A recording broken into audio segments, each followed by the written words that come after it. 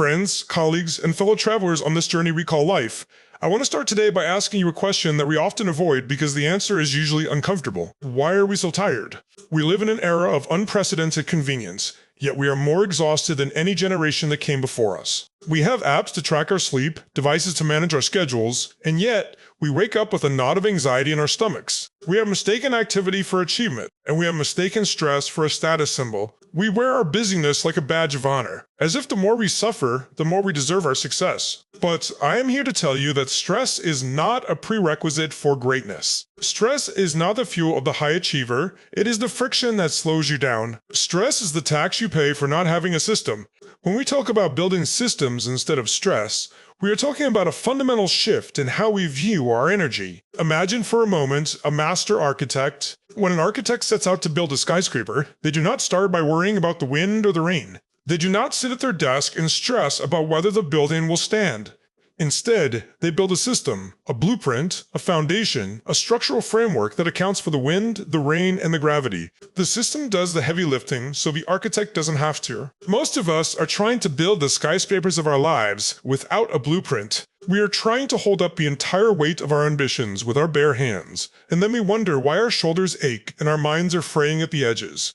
The truth is that we don't rise to the level of our goals. We fall to the level of our systems. A goal is a destination, but a system is the vehicle.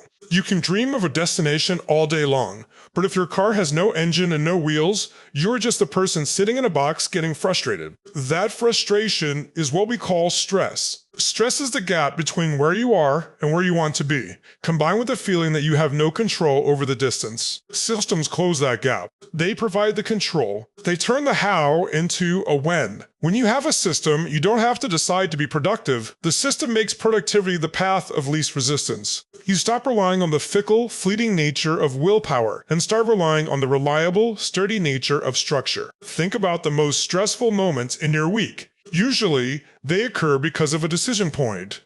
What should I eat? What should I work on first? How do I handle this recurring problem? Every time you have to make a decision, you use up a little bit of your cognitive energy, what scientists call decision fatigue. By the time the afternoon rolls around, your reservoir is empty, your patience is thin, and your stress levels are through the roof. A system is simply a pre-made decision. It is a gift that your past self gives to your future self.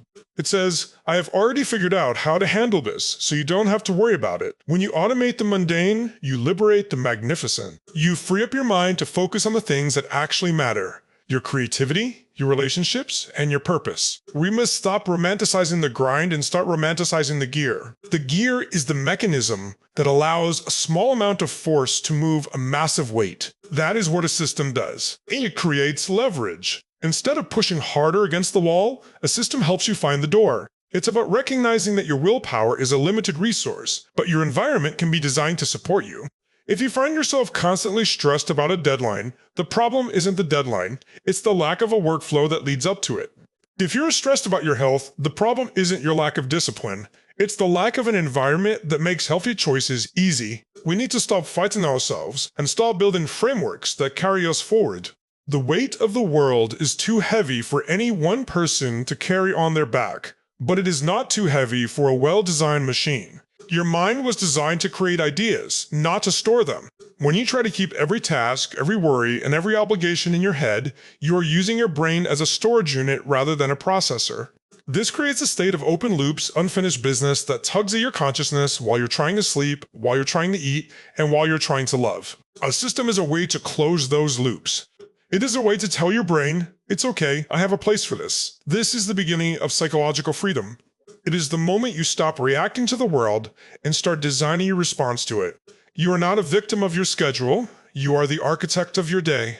Consider the nature of water. Water is powerful not because it is stressed, but because it follows the path created by the landscape.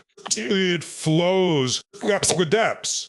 It finds the lowest point and gathers strength. Our goal is to create a landscape in our lives where success flows naturally. We do this by removing the boulders of unnecessary complexity. We do this by carving out channels of routine. We do this by understanding that discipline is not about punishing yourself into submission. It is about creating a structure that makes your best life your easiest life. When the structure is sound, the stress evaporates. leaving behind only the pure, focused energy of a person who knows exactly what they are doing and why they are doing it. As we move deeper into this philosophy, we have to address the how. How do we actually transition from a life governed by the chaos of stress to a life governed by the elegance of systems? It begins with the realization that every result you are currently getting, whether it's a cluttered home, a struggling business, or a tired body, is the perfect result of the system you currently have in place. If you don't like the result, you must change the system. You cannot fix a systemic problem with a temporary burst of motivation. Motivation is like a match. It provides a quick flame, but it burns out fast. The system is like a furnace. It provides consistent, long-term heat. To build a system, you must first become a student of your own life. You have to look at the recurring patterns. Where does the friction happen? Where do you lose your temper? Where do you lose your time? These are not failures of character. They are signals. They are the check engine lights of your life. Instead of ignoring them or covering them up with caffeine and distractions, you must look under the hood.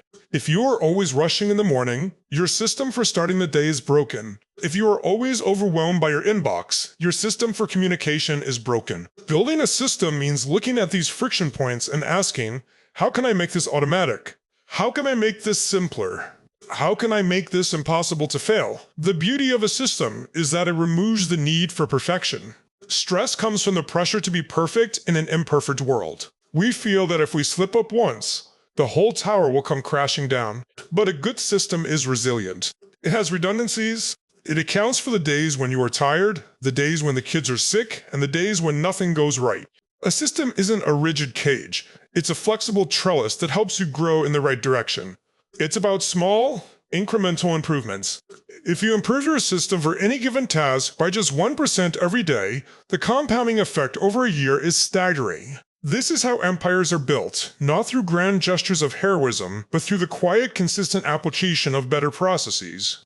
We also have to talk about the myth of the overnight success. When we see someone at the top of their game, we see the trophy, but we don't see the system that put them there.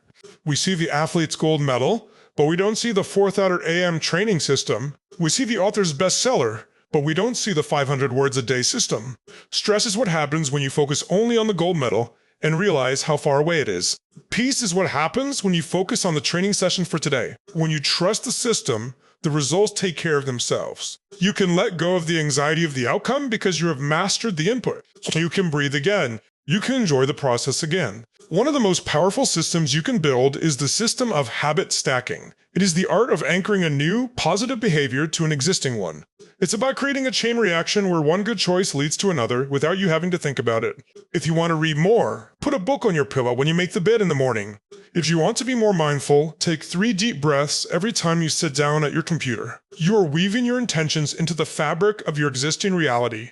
This reduces the friction of initiation, that difficult moment where you have to force yourself to start. When you lower the barrier to entry, you increase the likelihood of success. You stop needing to be a hero and start becoming a human who simply does what they do. Furthermore, building systems requires a ruthless commitment to subtraction. We live in a culture that tells us more is always better. More projects, more commitments, more possessions. But every more adds a layer of maintenance, and maintenance requires energy, and energy depletion leads to stress. A system is often more effective when it involves doing less. It involves identifying the 20% of your activities that produce 80% of your results and letting the rest go. It is the courage to be unproductive in the eyes of others so that you can be truly impactful in the things that matter. Subtraction is the ultimate sophistication. When you strip away the noise, the system becomes clear. You aren't just managing your time, you are protecting your genius. Finally, remember that the most important system you will ever build is the one that manages your energy, not just your time. We are not machines. We are biological organisms. We have cycles of high focus and cycles of recovery. A system that ignores your need for rest is not a system, it's a suicide pact.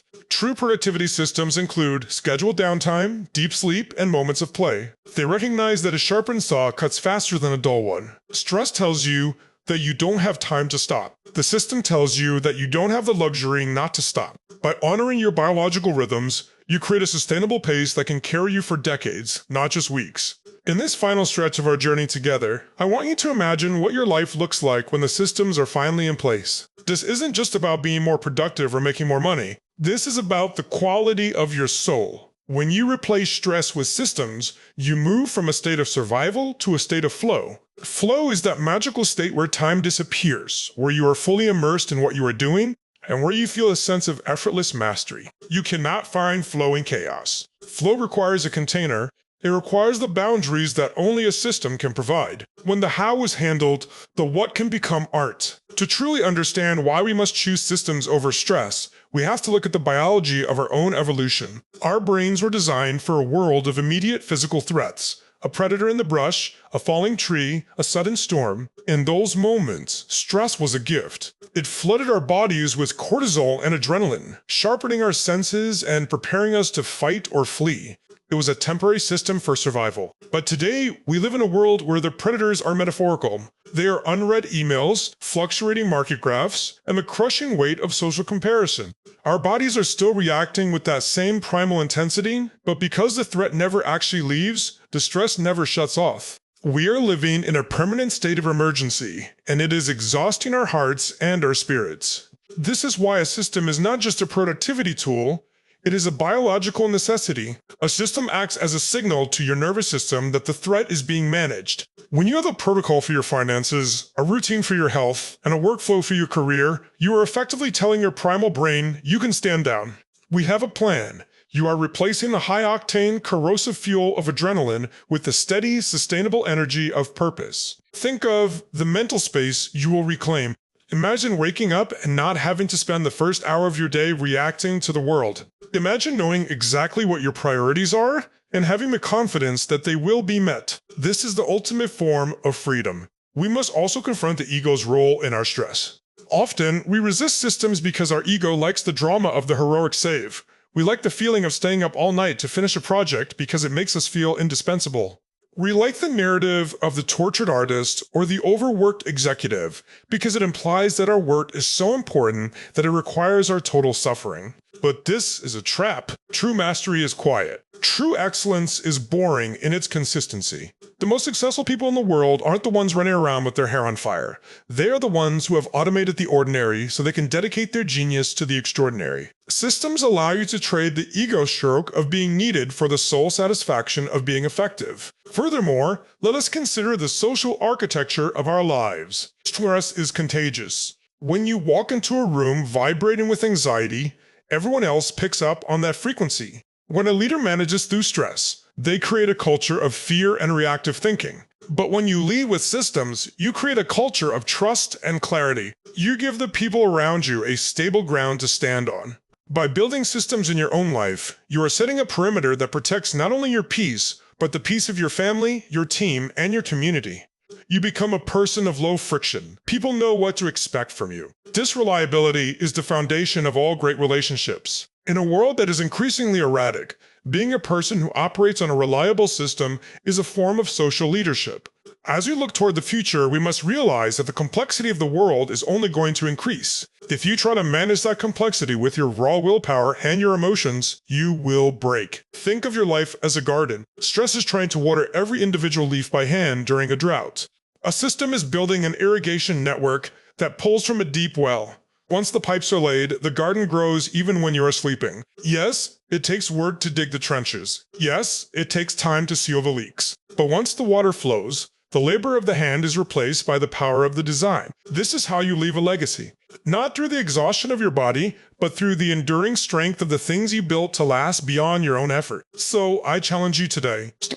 Start small. Pick one area of your life that feels like a storm of stress. Don't try to try harder. Instead, build a better system. Change the environment. Automate the decision. Create a routine. Trust the process. Stop trying to outrun the stress and start building the bridge that carries you over it. You have the power to design a life that works for you rather than a life that works against you. Build a system, find the peace, and watch as your potential finally has the space to bloom.